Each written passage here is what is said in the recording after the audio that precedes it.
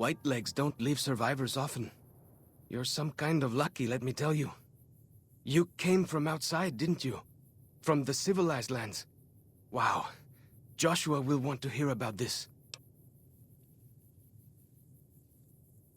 I mean the lands beyond the valley. The place where the cities never fell. Where people don't live in tribes and forage just to survive. Joshua keeps saying it isn't paradise out there. But how can it not be, compared to this? Sorry, I'm getting distracted. Joshua will want to know about you. Please, go to our camp on the Eastern Virgin. Tell him how you came to be here.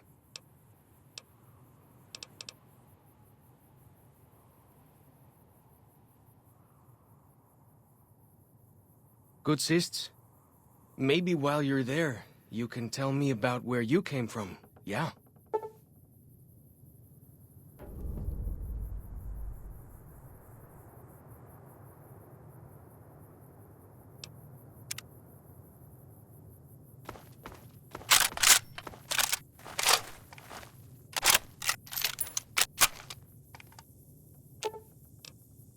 Up close and personal?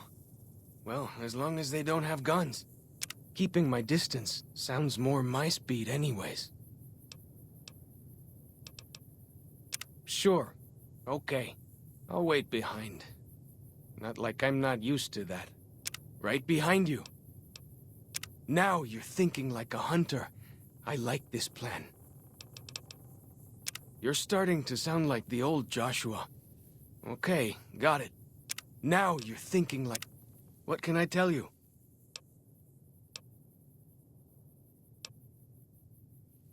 Whitelegs. Nasty bunch. They've been raiding deeper into Zion ever since New Canaan was wiped out. That's what Joshua said. Whitelegs came down from Great Salt Lake in force. Fell on New Canaan before they could mount a defense. Joshua found some of the survivors led by a man named Daniel. Most of them have fled the valley. But Daniel stayed on with the Sorrows tribe. He and Joshua have been arguing over whether to stand and fight the Whitelegs, or take the Sorrows and the Dead Horses out of the valley. That's the weird part. Normally the Whitelegs keep to the Great Salt Lake. I don't know what brought them down this far south. What can I tell you? Our advanced scouts leave chalk signs to mark places rich with game. I'm not a full scout yet, so I follow the marks and guide the hunters. Dead horses mark ourselves to commemorate our hunts. When a hunter takes a great beast, or when a youth goes on his first hunt, he gets a tattoo.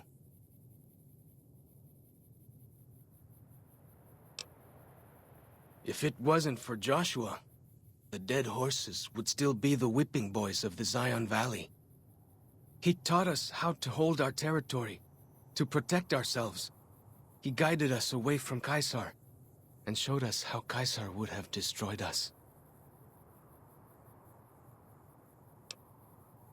We came up in the land of the Dead Horse, though why the back when folks called it that, I got no hint. We raided, we fought, we lost. Our enemies drove us back into Zion, and we would have died if it hadn't been for Joshua. Joshua and his Caesar.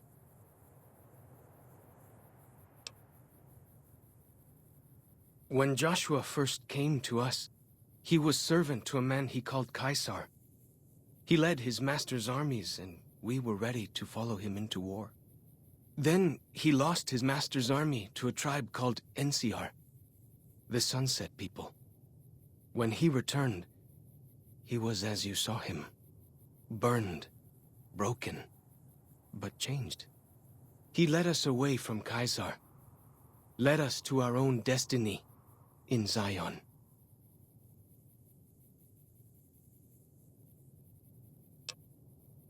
Only a little. I was very young. He was different. Prouder, yes, but harder, crueler, more driven.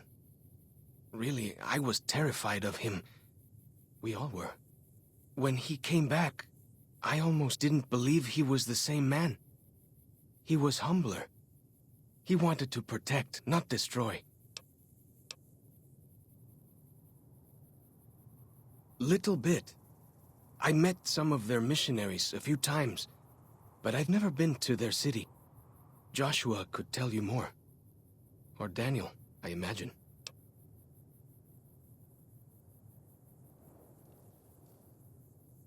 We decorate our clubs with them to honor Joshua Graham. They were the weapons of his old tribe, so now they are ours. Can't say they seem that dangerous to me. But Joshua says they won the West.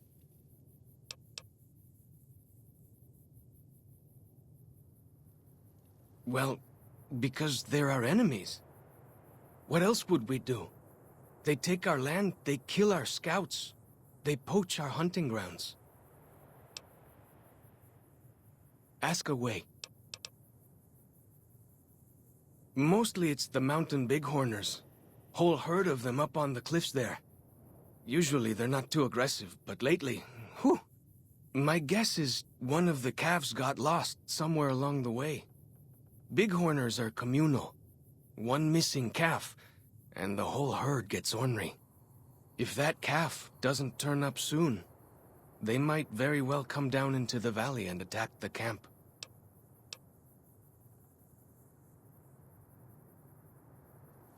Yeah? Hey, thanks. Most of the hunters don't listen when I tell them the problem.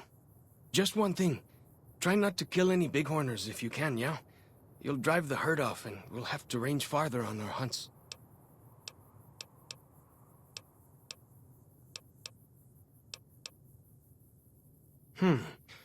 You might try luring the baby out with some banana yucca. These bighorners go crazy for the stuff. That's great. I'll help any way I can.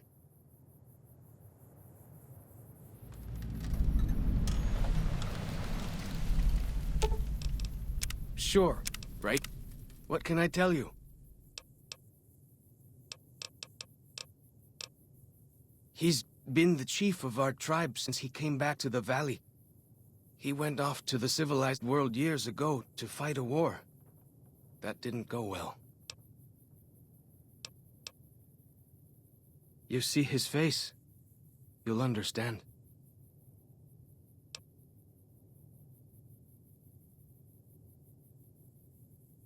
I don't know.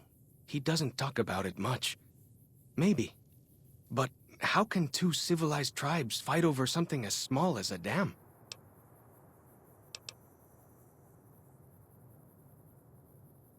Ha! Really? That's... my gods.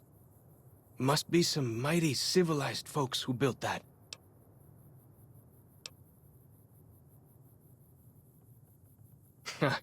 Now you sound like Joshua.